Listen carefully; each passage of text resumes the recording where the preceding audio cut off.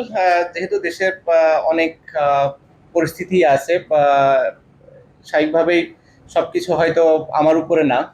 স্বাভাবিকভাবে ওই জিনিসগুলো আমি বিসিবির সাথে ডিসকাস করেছি যে তাদেরকে বলা হয়েছে স্বাভাবিকভাবে যে আমার কি প্ল্যান, স্পেশালি টেস্ট ক্রিকেট নিয়ে। এই টেস্ট এবং হোম সিরিজ আমি মানে যেটা ফিল করেছিলাম যে আমার লাস্ট সিরিজ হবে টেস্ট ক্রিকেটে স্পেশালি, সো ওইটা নিয়ে আমার চিন্তা ছিল এবং এভাবেই ফারুক ভাইয়ের সাথে এবং বোর্ডের সিলেক্টরদের সাথেও কথা বলা হয়েছে যে যদি সুযোগ থাকে আমি যদি দেশে যেয়ে খেলতে পারি, মিরপুর টেস্ট হবে আমার জন্য লাস্ট, স্পেশালি টেস্ট ক্রিকেটে। এবং সেই কথাটা বোর্ডের সবার সাথে বলা হয়েছে এবং তারা এই বিষয়টা জানে এবং তারা চেষ্টা করছে যে কিভাবে এটাকে সুন্দরভাবে অ্যারেঞ্জ করা যায় এবং যাতে করে আমি যে খেলতেও পারি এবং নিরাপদ ফিল করি। অ্যাট দি সেম টাইম যখন দেশের বাইরে আসার দরকার হবে এবং দেশের বাইরে বের হতেও যেন আমার কোনো সমস্যা না হয়, এই জিনিসটা বোর্ড খেয়াল করছে এবং যারা এই বিষয়গুলোর সাথে রিলেটেড মানুষ আছে তারাও এই বিষয়টা দেখবে এবং দেখছে বলে আমি মনে করি এবং তারা হয়তো আমাকে একটা ডিসিশন দিবে যেটার ভিত্তিতে আমি হয়তো দেশে যে ভালোভাবে খেলে অ্যাটলিস্ট টেস্ট ফরম্যাটটা ছাড়তে পারবো। টাফ, খুবই টাফ। আমি কিভাবে রাখছি এটা আল্লাহ জানে, আমিও জানি না আসলে। যেটা বললেন যে ধরেন একটা কেস, হ্যাঁ এখন হয়েছে, সবারই রাইটস আছে, বাট আপনারা সবাই জানেন যে এটা কেমন ধরনের কেস ছিল কিংবা আমি ওই সময় কোথায় ছিলাম, আমার কাজ কি ছিল কিংবা আমি কি করছিলাম। তো এই বিষয়টা নিয়ে খুব বেশি একটা বলতে চাই না। আর একটা জিনিস যেটা সদ্য হয়েছে, আমার লাইফে আমি কোনোদিন আসলে নিজে থেকে কোনো ট্রেড করে নি।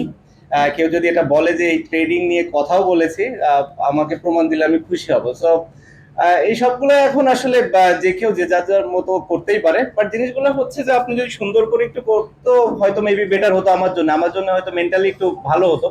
কারণ ফলস এলিগেশন গুলো আমার কাছে মনে হয় না যে এই জিনিসগুলো খুব একটা ভালো দিক বহন করে আমাদের দেশের জন্য বা বাইরে, স্পেশালি বাইরের মানুষ যখন এগুলো নিয়ে কথা বলবে আমার কাছে মনে হয় না যে জিনিসগুলো খুব বেশি একটা অ্যাপ্রোপ্রিয়েট হবে। কারণ আমি যেটা ফিল করেছি, প্রথমটা তো আপনাকে বললামই, আর দ্বিতীয়টা যেটা মানে আমার লাইফে যখন আমি কোনো ট্রেডই করিনি নিজ থেকে, সো স্বাভাবিকভাবে আমার ভুল করার কিংবা ওটার সাথে যে ধরনের ওয়ার্ডগুলো ইউজ করা হয়েছে সেগুলো আসলে কতটা অ্যাপ্রোপ্রিয়েট সেটাও আমার জন্য একটু দুঃখজনক। না না, অবশ্যই কষ্ট কিংবা অভিমান থেকে নেয় না। আমার কাছে মনে হয় যে this is the right time move on করার জন্য এবং নতুনদের আসার সুযোগ তৈরি করে দেওয়ার জন্য। অ্যাট দি সেম টাইম টি-20তেও আমার আসলে একই ধরনের চিন্তা। আমি হয়তো এটা অপ্রাসঙ্গিক হলেও বলে ফেলতে চাই, কারণ হচ্ছে টি-20 নিয়েও আমাদের কথা হয়েছে, সিলেক্টর এবং প্রেসিডেন্ট বোর্ডের সবার সাথে এটা নিয়েও আমি কথা বলেছি যে আমার কাছে মনে হয় this is the right time যে টি-20 থেকেও আমি মুভ অন করি এবং আপাতত নেক্সট যে কিছু সিরিজগুলো আছে কিছু নতুন প্লেয়ার আসুক, নতুন প্লেয়ারদের সুযোগ দেওয়া হোক।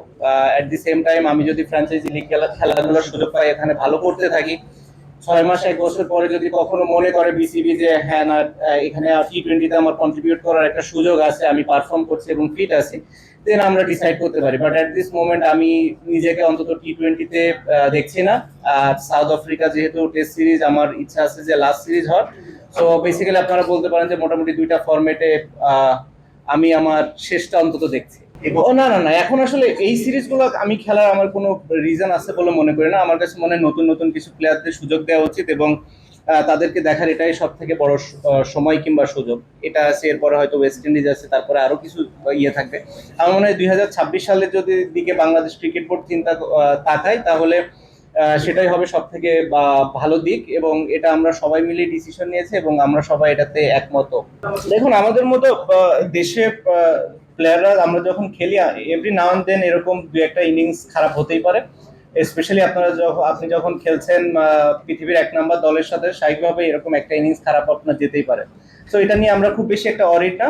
আমরা জানি কি কি জায়গাগুলোতে ইমপ্রুভ করতে হবে। আমি যেটা বললাম যে সেকেন্ড ইনিংস থেকে যদি আমরা 100 রানের একটা ইমপ্রুভমেন্ট করতে পারি তাহলে আমার কাছে মনে হয় সেটা আমাদের ড্রেসিং রুমের জন্য অনেক স্বস্তিকর।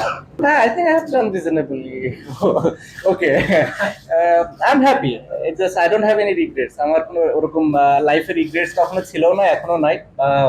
আমি যতদিন এনজয় করেছি আমি ক্রিকেট খেলেছি এবং আমার কাছে মনে হয়েছে যে এটা রাইট টাইম বাংলাদেশ ক্রিকেটের জন্য, আমার জন্য, এবং সে কারণে আসলে এই এই ডিসিশনগুলো নেওয়া এবং এটা বোর্ডের সাথে, সিলেক্টরদের সাথে, কোচ, ক্যাপ্টেন সবার সাথে ডিসকাস করেই নেওয়া হয়েছে এবং তারা সবাই বুঝতে পেরেছে আমার সিচুয়েশনটা এবং তারাও এটা ফিল করে যে না, this is the right thing to do. I hope so.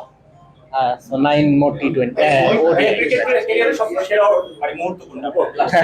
R career আরো আছে, কম ম্যাচে ওয়ানডে বাকি আছে আমার। প্রথম দিন থেকে আজকের দিন পর্যন্ত আসলে একই রকম সব সময় ফোকাস ছিল যে কিভাবে কন্ট্রিবিউট করতে পারি দেশের হয়ে, সেটা ব্যাটিং হোক, বোলিং হোক, ফিল্ডিং হোক, বুদ্ধি দিয়ে হোক, নিজের ব্রেন ইউজ করে হোক। এবং এই টেস্টও তার ডিফারেন্স কিছু থাকবে।